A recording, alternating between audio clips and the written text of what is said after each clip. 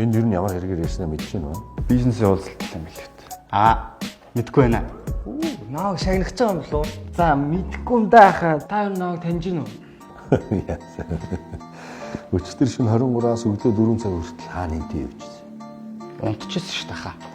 Гадны дүншүүдтэй л уулзалттай байсан да.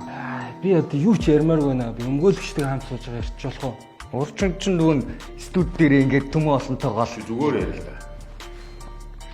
урчин студ дээр байсан. Гэнэ?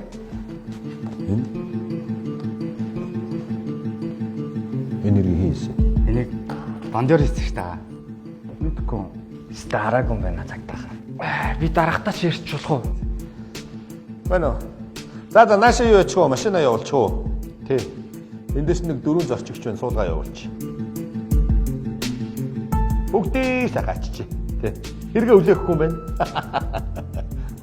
Завч өрөөч. Байж байгаа шүү. Тэсэ? Яг эдрийг хийснэ би мэднэ.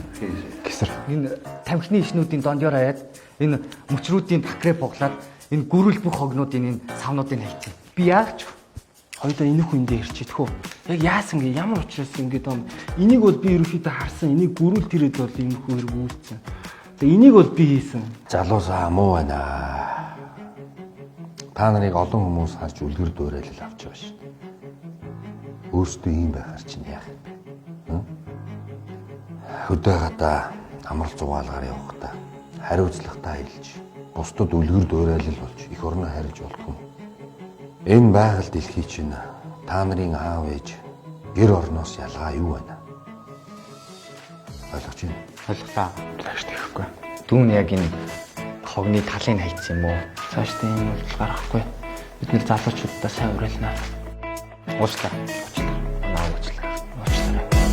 Айгал энэ дэгүн ирлээ явлаа зэвэр хариуцлагатай аялцгаая.